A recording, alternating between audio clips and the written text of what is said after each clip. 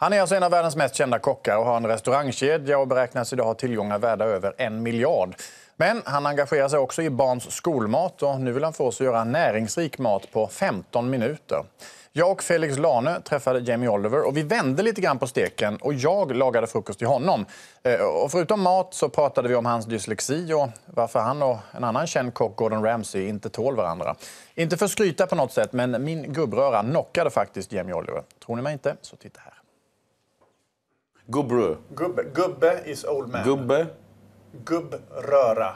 Gubbröra. Röra is mash. Okay, so I start. Mashed old man. I start with the red onion. Oh, what? You couldn't do without that in Sweden. No. Shall I peel it for you and you cut? Thank you. I'm trying to... I can be your kind of assistant. Oh. You know this never happens, by the way. Honestly, no one's cooked me breakfast. Are you a breakfast man? I love breakfast. It kind of... I think breakfast is something that is really, really important, but also something that baffles a lot of people, you know, like, what do I do? What do I do? Yeah. But I really like... Not bad, knife skills, brother. Oh. But I'm afraid of cutting myself, so I almost lost my thumb a couple of weeks ago. Yeah, the reason that you have this problem is because your fingers are out. You know, this is why I'm so passionate about learning how to cook at school, because you eat every day, 3 times a day, and you have knife skills, you have cooking skills for life. And I learned to chop, I promise you, when my knife skills have been incredible since I was 12 years old. 12 years old? Yeah, because kids are clever. Yeah. You know, look what kids do on BMXs and free running and all these clever skiing and like the kids are amazing. Yeah. But parents are afraid that kids can't touch pans or they can't touch knives, and it's you know, it's wrong really. But you have I think 3 daughters and a son. Yeah. Are they allowed to be in the kitchen and cook with you? Yeah, of course. Yeah. You know, there's dangerous things in a kitchen like there is in a garden or there is in a toolbox. So you have to, you know, guide them. But you know, I try not to try and brainwash them, but have fun. But what do you think of? You talked about kids, and I know that you're involved in students and their meals and the food in schools and so on. Do you think we have good food in the schools today? Decent food? Some schools are incredible. Yeah. Some schools are amazing. Some schools are awful. Yeah. Why is that? This is our future. The kids are our future. Well, I totally agree. I think... I guess, you know, to give you some perspective, when I started campaigning in this area 6 years ago, there was a piece of paperwork this thick for the controls and standards and specifications of dog food in supermarkets. And guess what there was for children's food in school? Nothing. Nothing, no.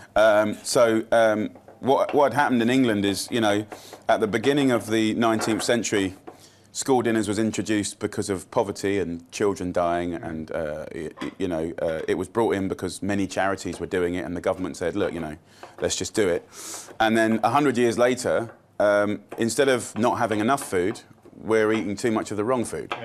Yeah. So, you know, England had to be educated, and we're in a sort of time of transition, really, where we expect a lot more now. This looks amazing, by the way. You think so? Yeah, I'm really excited about this. So we got boiled egg chopped, we got chopped anchovy, chopped herring, chopped potato, chopped red onion, and now chopped chive. Yes.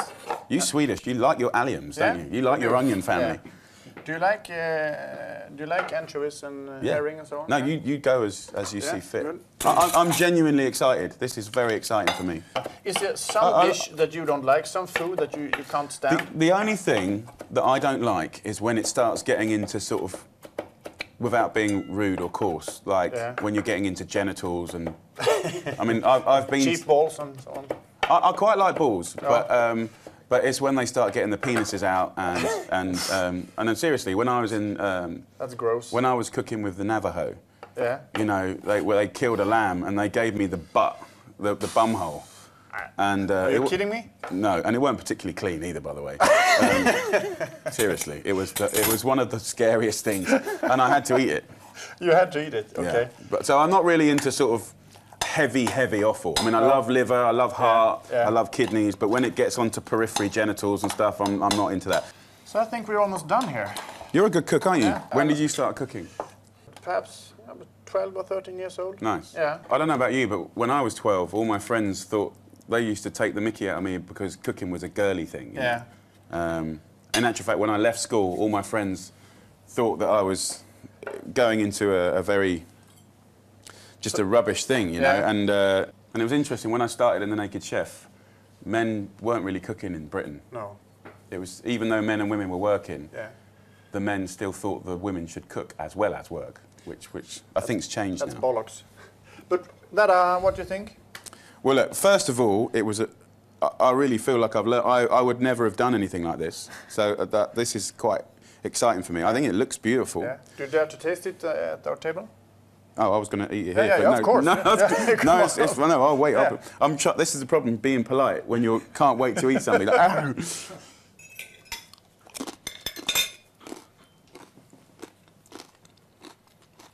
Not bad.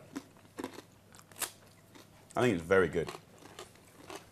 I love herring. I love the crunch of the onion. And I think the lemon, you said more lemon. And well, I know it's probably not traditional, but the herrings had vinegar, so you don't want them fighting. But I quite like the brightness of a little lemon, but it's really good. Thank you very much. Yeah, you're welcome.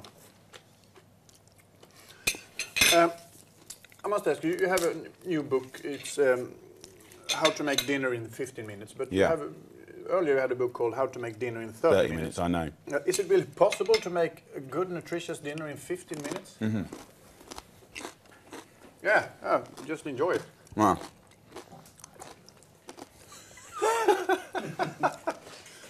My brain's going, answer his question, answer his question. My heart and my stomach is going, finish that breakfast. No, I'm joking. Well, I'm not joking, but I'm going to be professional.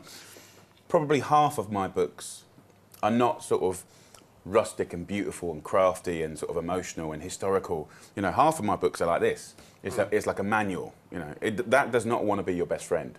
It's not interested in romancing you. It's answering a question. And when I did 30-minute meals, people were like, thank you very much. It's not fast enough. And like, you know, and in this day and age, on the phone, on you know, my website had 6.5 million people come through last month. 4.5 million were unique people, you know, and they tell you exactly what they want. So whether it's more vegan stuff or whether it's more healthy stuff. So the stuff that I'm writing is being influenced. You know, having this beautiful, I promise you'll see this somehow come back to life in work in the next year and a half. You know, and you won't get a royalty for it. But no, I think it's, so what I'm trying to say is, I personally have no obsession by this. No. But I honestly believe that I work for the public. My boss is the public. So you're in public service. Yeah, and I think with this book as well, which was quite interesting, it's like the whole world of cooking is a big place, and then when you reduce it in time to 15 minutes, what's really exciting is you have to get organised. So it's like, right, boys, girls, listen up. You need this equipment. Right, this is how you organise your kitchen. Why have this here and this here? Let's put it all in the relevant places. Right. The really great thing about 15 minutes is that it happens in front of you. It's not in a crock pot or in an oven. You know, it's not slow. I love slow cooking, but the great thing about 15 minutes, and it's action. It's flattening things, making things thinner so they cook quicker, marinades, dressings, like looking at the world, Asia, Persia, Mexico, Sweden. And I think for me, my passion is really about people and kids and like learning how to cook. Because when you know the basics of cooking, then you can do a beautiful family dinner. You can do slow cooking. You can buy cheap food and make it delicious. You can do fast food. You know, you can do healthy food. And I think for me, like, I kind of see my job as getting them, how can I say, to get the bug, to get obsessed. And then once they get obsessed, they'll go on their own journey and, you know.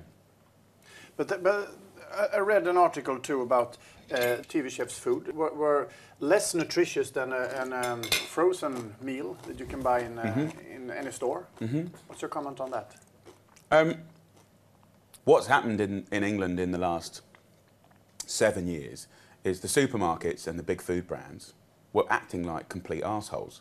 they were giving you a sausage or even a nugget or a meal, and it would have 30% meat in it. You know, mechanically reclaimed meat, the worst quality, no ethics, a whole range of carefully, you know, constructed chemical additives, you know, monosodium glutamate, E numbers, additives, stuff to make crappy wet stuff stay firm. So the British press beat them up. So what's happened in the last 7 years in England is actually they've got quite good. But are they better than you? Well, here's the thing. Nutritionally, they're in quite a good place now. But if you went back to my old books, you know, very simply, I said, oh, yeah, go and cook this. It's fresh food. It's lovely. It serves 4.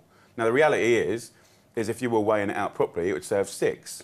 So now we're in a position where a clever journalist can kind of go, oh, a supermarket meal is more healthy than Jamie's food, you know, and it's true in some sense if you're, but the reality is I was never measuring my portions properly, which was, you know, now I would do.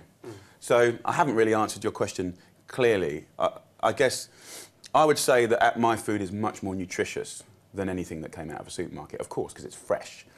I think what they're able to do better than I used to be able to do is like put all the controls in place. So you helped each other along the way? We helped each other along the way, but I think that the reality is, and you know that this is true, like we still had the horse meat problem just now in Sweden and in England, right? And that's the hangover of the old world. And the old world is there's not food people running these food businesses. You know, most of the food companies in the world are owned by a very small amount of people, and they're all businessmen. So the kind of movement of meat or protein, you know, clearly the controls in place aren't there. Are you surprised? No. I know the industry way too well. The reason I love these problems is because it's another excuse to sort of say to the Swedish public, know your butcher, know your market, you know, and ask lots of questions. And you have every right in the world to be really fussy. But good food and healthy food is also a question of class today. No. But if you go into the butcher around the corner, it's usually a bit more expensive than you go to a big supermarket. And if you are unemployed, perhaps, do you have the money to do that? It's a great question. It's a really good question. First of all, your relationship with your butcher is one of the best and most important relationships you can have in your life. So firstly, and I'm talking about England, 7 times out of 10, you're going to find out that actually he's not that much more expensive per kilo, okay? Thirdly, when you go into a butcher, hi John, how you doing? Dude, I'm not getting paid for another week. I've got £5, I need to make something for the kids. What'd it be? And he'll find you something. You know what I mean? That relationship and the ability to answer your question properly, the best food in the world has always come from the poorest communities. Okay? When a human being, humans are incredible. When those guys can cook, only when they can cook, they're under pressure, they've got a beautiful family, they've got no money. When they can cook, beautiful things happen. Crazy. How do you get maximum flavour and enjoyment and texture with no money? Well, history's told us by being knowledgeable and clever. All the social work that I've ever done, you know, in poor areas, I've never met a family that have a smaller TV than me. They've always had a bigger TV than me. So it's a question of priorities? It's a question of priorities, but most importantly, knowledge. If you have a public that can cook, then that journey of do I buy a fillet steak, which is very nice and very tender and delicious, but not my favourite steak, or a skirt steak, which is half the price. You know, or actually, I'm so poor that steaks are out of the equation, so we're going to go shin of beef, or we're going to go brisket. Do you know what I mean? Or actually, that's out of the equation, so we're going mincemeat. Because, okay, let's talk about mincemeat. Some of my favourite meals in the world are mincemeat. Meatballs, Swedish meatballs, bolognese, ragu, you know. So I think for me, it's the modern kind of poverty that happens is from ignorance. And that's why I've been so passionate. You know, how can you be... in Britain, we spend £8 billion a year on obesity. 68% of people in hospital are there because of a diet-related disease. The biggest killer in Britain is diet-related disease. It's not smoking lung cancer. It's so the cost of the effects of not having the knowledge is immense. But at the same time, and we were talking about it earlier, getting the government who come and go in their media crazy to actually say, right, guys, we're not looking great, so we need to look at 15 years, and there's lots of things that have got to happen, but we've got to feed the kids right at school. And while they're at school, let's teach them about food, because the problems we have at the moment isn't can you cook a spaghetti bolognese or not, or can you make greens taste good, or can you dress a salad so it's delicious. That's not the problem. The problem we've got is, do you know what this is? Oh, you don't know what this is? Okay. Do you like ketchup? Oh, you like, this is what makes ketchup.